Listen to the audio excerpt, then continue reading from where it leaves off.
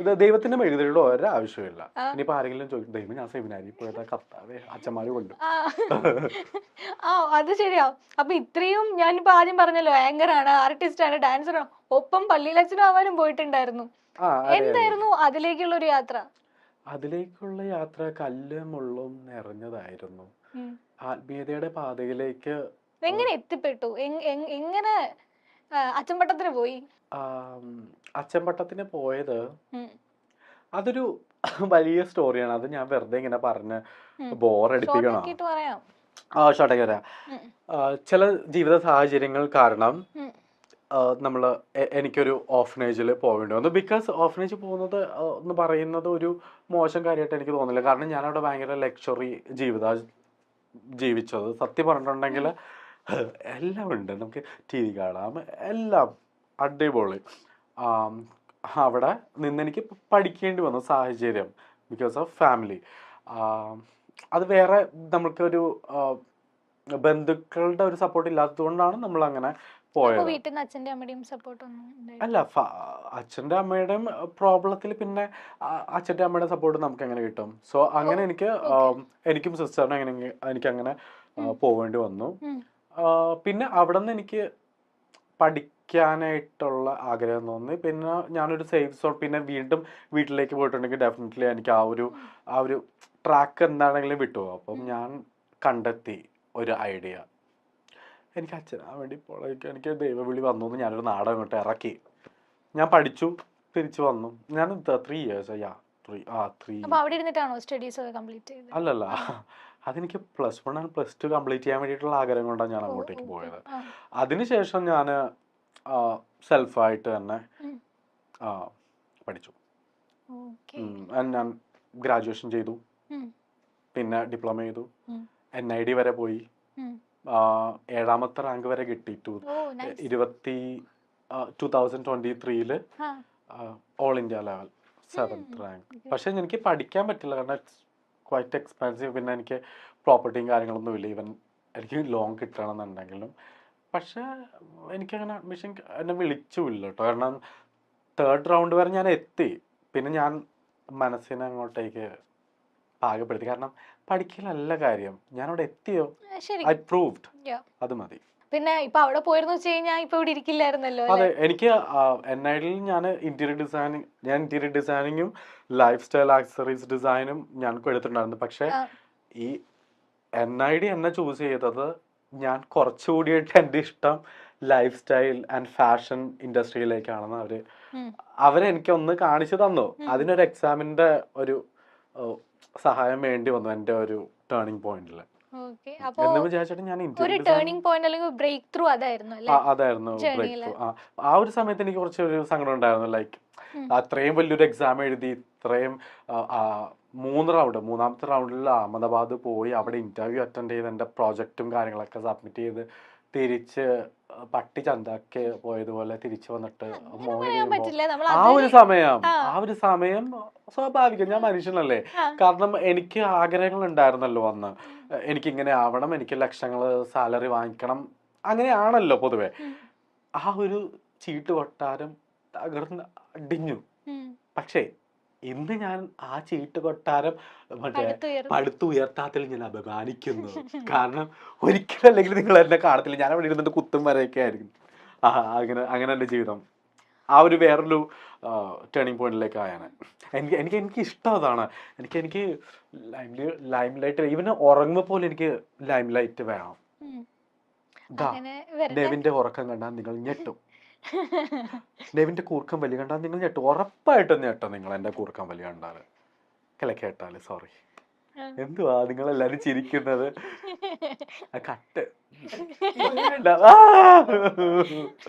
കൊല കൊടുക്കല്ലേ. ഓക്കെ, അപ്പൊ ഇനി ഒരുപാട് ലൈം ലൈറ്റ് വരട്ടെ, എല്ലാ മറ്റേ പറയുന്ന പോലെ എല്ലാ ആഗ്രഹങ്ങളും നടക്കട്ടെ അല്ലേ. പിന്നെ എനിക്ക് കുറെ പേർക്ക് താങ്ക്സ് പറയാനുണ്ട് കേട്ടോ. എനിക്ക് സെലിബ്രിറ്റീസ് ആണ് ഓഫ് കോഴ്സ്. പിന്നെ ഇത് കണ്ടോ, എൻ്റെ ഈ ഷൂവിലേക്ക് ഒന്ന് ഫോക്കസ് ചെയ്യുമോ നിങ്ങളെല്ലാവരും? ഓ മൈ ഗോഡ്, ഇതെനിക്ക് സുധീരേട്ടൻ തന്ന ഷൂ ആട്ടോ. എനിക്ക് പുള്ളിക്ക് ഓൾറെഡി ഒരാൾ ഗിഫ്റ്റ് കൊടുത്തതാണ്. പക്ഷെ അതെനിക്ക് ഗിഫ്റ്റ് തരുന്നുണ്ടെങ്കിൽ അതിൻ്റെ ഉള്ളൊരു വാല്യൂ എനിക്ക് തരുന്ന ഒരു വാല്യൂ സപ്പോർട്ട് എന്ന് പറയുന്നത് എനിക്ക് അത്രയ്ക്കൊരു പറഞ്ഞറിയിക്കാൻ പറ്റാത്തൊരു സന്തോഷമുണ്ട്. 2 പിന്നെ എൻ്റെ പ്രിയ സുഹൃത്ത് അഭിഷേക് ജയദീപ്, പിന്നെ അപ്സര ചേച്ചി, നിഷാന ചേച്ചി, എന്താ ജാൻമണി, സിദ്ധാർത്ഥ, അങ്ങനെ അതായത് ഇന്ന പേരൊന്നും എടുത്തു പറയില്ല, എല്ലാവരും. അതായത് ഇപ്പം ഒരാൾ എനിക്ക് ഹെൽപ്പ് ചെയ്തു, ചിലപ്പോൾ ഒരു മെന്റലി ആയിരിക്കും ഒരു സപ്പോർട്ട് ചെയ്യുന്നുണ്ടാവും, maybe it's not financially, ഞാൻ അതല്ല പറയുന്നത്. ആ ഒരു 5 minutes അല്ലെങ്കിൽ 2 minutes അതെനിക്ക് വാല്യുബിൾ ആണ്. അത് എത്ര നേരം ഇപ്പൊ അഭിഷേക് എനിക്ക് 24/7 എൻ്റെ കൂടെ തന്നെ ഉണ്ട്. ഓഫ് കോഴ്സ് ഞങ്ങള് ജിൽ പടികളാണ്.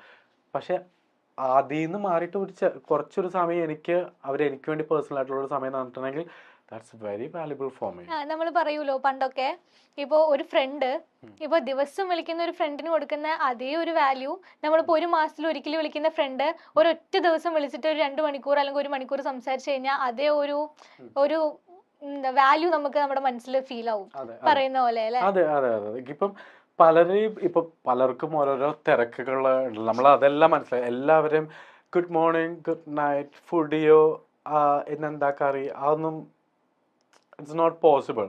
കാരണം ഒരു സെലിബ്രിറ്റി അവരുടെ ലൈഫിനെ പറ്റിയല്ല ഞാൻ പറയുന്നത്. വർക്കിനോട് കൂടുതൽ ഒരു ഫുൾ ഡെഡിക്കേറ്റഡ് ആയിട്ടുള്ള ഒരാൾക്കും അങ്ങനെ ഗുഡ് മോർണിംഗ് ഗുഡ് നൈറ്റ് ചെയ്യാൻ വേണ്ടി പറ്റത്തില്ല.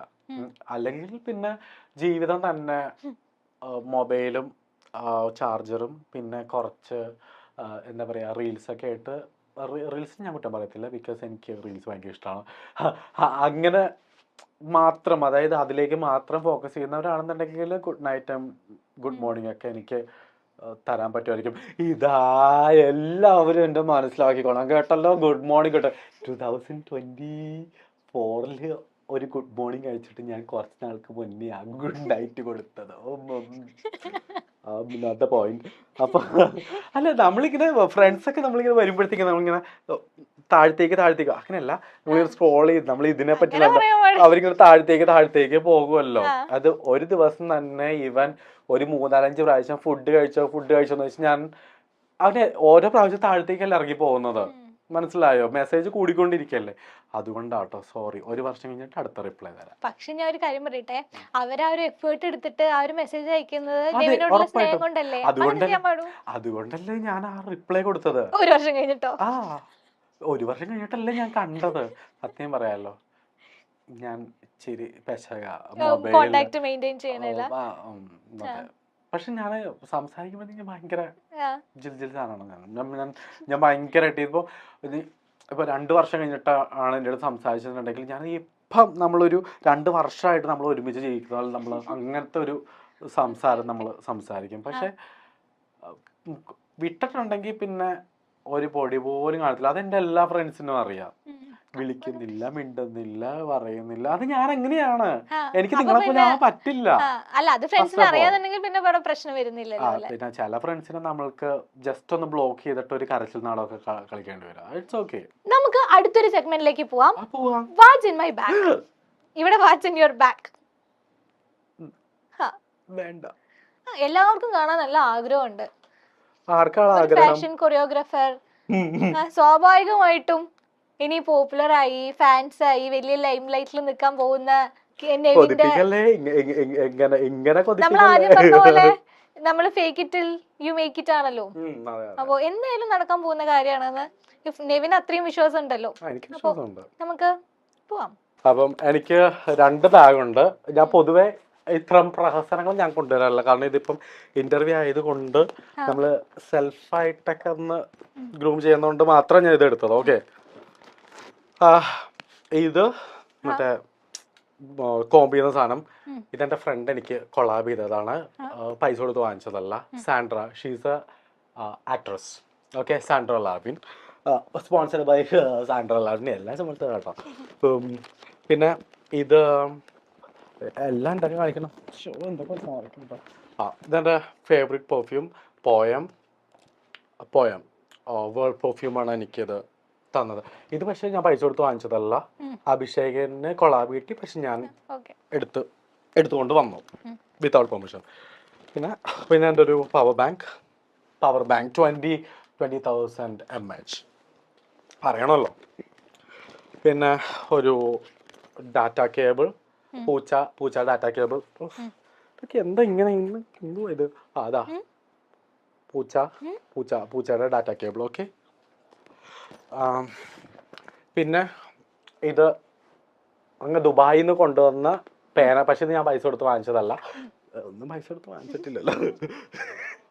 ഇതെനിക്ക് അനില ചേച്ചി തന്നതാണ്. പക്ഷെ ഇവന്റെ പേരാണ് ശുപ്പാണ്ടി. കണ്ടോ, ഇതിങ്ങനെ നമുക്ക് എഴുതാൻ പറ്റും, പക്ഷെ എഴുതാനില്ലല്ലോ. എഴുതാൻ പറ്റും.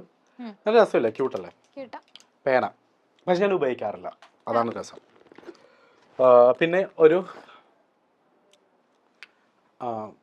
ഫ്രെയിമില്ലാത്ത കണ്ണട. കാരണം ഇൻ കേസ് വല്ല ഇന്റർവ്യൂവിലൊക്കെ ഗ്ലെയർ അടിക്കുന്നു സാർ, കണ്ണട പറ്റുള്ളൂ എന്ന് പറയാന്നുണ്ടെങ്കിൽ ഞാൻ ഈ ഗ്ലാസ് ഇല്ലാത്ത കണ്ണട എടുത്ത് വെക്കും.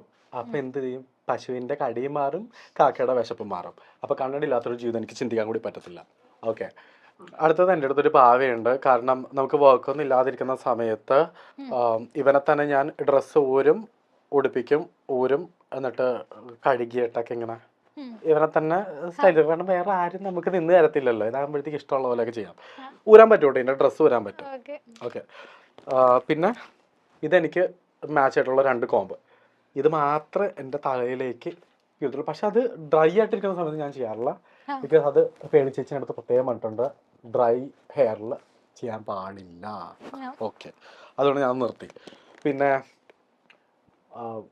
ഒരു ഭംഗിയില്ലാത്തൊരു ഷർട്ടുണ്ട്. അത് രസത്തിന് ഇപ്പം ആരെങ്കിലും ദേഷ്യം കൊണ്ടിട്ട് വല്ല ചായയോ വെള്ളമൊക്കെ ഒഴിച്ചിട്ടുണ്ടെങ്കിൽ നമുക്ക് ഈസി ആയിട്ട് വേണമല്ലോ, അതുകൊണ്ട് മാത്രം സേഫ്റ്റി. ഓക്കെ. പിന്നെ ഇതെൻ്റെ ഫേവറേറ്റ് കാർഡ് ഗെയിമാണ്.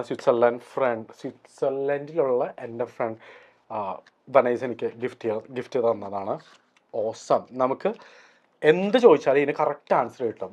ഉദാഹരണം, എത്രയും പെട്ടെന്ന് എനിക്കൊരു 50,000 രൂപ കിട്ടുമോ? ഓക്കെ, മേബി ഞാനൊന്ന് ട്രൈ ചെയ്തോട്ടെ. ചെയ്തോ പ്ലീസ് ട്രൈ ചെയ്ത് പറയും. എന്നോട് പറയണം, അല്ലാണ്ട് കള്ളക്കളി പറ്റത്തില്ല. പറ, എന്താണ് ഉദ്ദേശിക്കുന്നത്? ഇത്ര ആലോചിക്കാൻ എന്തിരിക്കുന്നു? ഒരുപാട് കാര്യങ്ങളുണ്ട്. എന്തെങ്കിലും ഒരു കാര്യം കൊണ്ടൊക്കെ ആലോചിക്കാം. സിമ്പിൾ ആയിട്ടുള്ള എന്തെങ്കിലും മതി. പഴംപൊരി കിട്ടുമോ, വളരെ 24 മണിക്കൂറിനുള്ളിൽ എനിക്ക് പഴംപൊരി കഴിക്കാൻ പറ്റുമോ, അങ്ങനെയൊക്കെ എന്ത് വേണമെങ്കിലും. അല്ലെങ്കിൽ ഇപ്പൊ ഉള്ള എന്റെ ബോയ് ഫ്രണ്ട് എന്നെ തേച്ചിട്ട് പോകുമോ, അതൊക്കെ അത് ഞാൻ ഇപ്പൊ തന്നെ എടുത്ത് കാണിച്ചിരുന്നു. അത് ഇപ്പൊ തന്നെ കാണിച്ചുതരാം. Wait, just let it be. ഉറപ്പായിട്ടും 100% വിശ്വസിക്കണ്ട.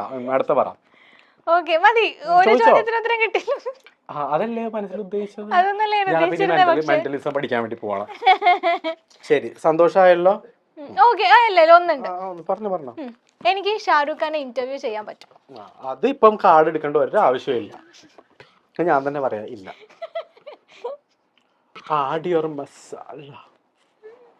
ആഡിയോർ മസാല. ഓക്കെ, മനസ്സിലായല്ലോ. അതിട്ടിട്ടുണ്ടെങ്കിൽ മേബി ഷാരൂഖ് ഖാൻ. മസാല ഇടാൻ പറ്റത്തില്ല, സ്പൈസ് മാത്രമേ ഇടാൻ പറ്റത്തുള്ളൂ. അപ്പം ആഗ്രഹം അങ്ങോട്ടേക്ക് മാറ്റി വെച്ചേക്കും. സന്തോഷമായല്ലോ. പിന്നെ മേലെ എന്റെ അടുത്ത് ചോദിക്കരുത്. അടുത്തുണ്ട്. ഇതെന്റെ most favourite perfume, Dolce and Gabbana. It's quite expensive എന്നൊക്കെ എല്ലാവരും പറയും, പക്ഷെ ഞാൻ പൈസ കൊടുത്ത് വാങ്ങിച്ചതല്ല. ഗിഫ്റ്റ് ആണോ? അതെ, ഇതെനിക്ക് ഡോക്ടർ റിജോ മംഗലശ്ശേരി എനിക്ക് ഗിഫ്റ്റ് തന്നതാണ്. ഇതിന്റെ സ്മെല്ല് അടിപൊളിയാണ്. എനിക്ക് പെർഫ്യൂം കളക്ഷന്റെ പ്രാന്ത് വന്നത് നമ്മുടെ ആങ്കർ ജീവൻ ചേട്ടന്റെ വൈഫ് ഉണ്ടല്ലോ, അപർണ. എങ്ങനെയാണെന്നറിയാമോ പെർഫ്യൂം? ഞാൻ കാണിച്ചുതരാം. This is such a very beautiful fragrance, you know. This is Dolce & Gabbana.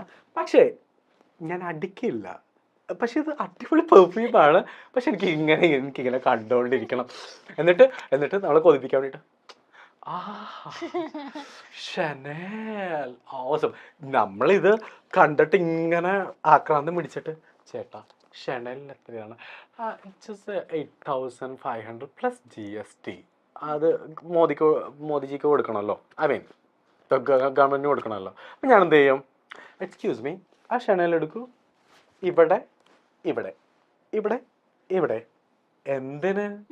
അല്ലേ, നമ്മൾ എന്തിനാ 8,000 കൊടുക്കേണ്ട ആവശ്യം? പ്രാഡോ, ഷെനൽ, പിന്നെ CH, ഇതൊക്കെ ഞാൻ യൂസ് ചെയ്യും. പക്ഷേ 10 പൈസ ഞാൻ കൊടുക്കത്തില്ല. നമ്മൾ കസ്റ്റമേഴ്സിന് എക്സ്പെരിമെന്റ് ചെയ്യണ്ടേ? യാ അല്ല, പിന്നെ ഇതെന്റെ മേക്കപ്പ് ബാഗ്. ഇത് മേക്കപ്പ് ബാഗ് മീൻസ് എസെൻഷ്യൽസ്, പ്രത്യേകിച്ച് ഒന്നുമില്ല. ഇതാ ഞാൻ തുറന്ന് കാണിച്ചു തരാം. ഓക്കെ, ഇനി അതൊക്കെ കുനുകുന സാധനങ്ങൾ, അതൊന്നും പ്ലീസ് എൻ്റെ അടുത്ത് ചോദിക്കല്ലേ. ഞാൻ അടുത്ത ബാഗും കൂടിയിട്ടുണ്ട്. ഇത് വെറും പ്രഹസന ബാഗ്, ഇതൊന്നും ഞാൻ എപ്പോഴും കൊണ്ടു നടക്കാറില്ല. ഓക്കെ, എന്നെ പൊങ്കാലിടാൻ വരരുത്.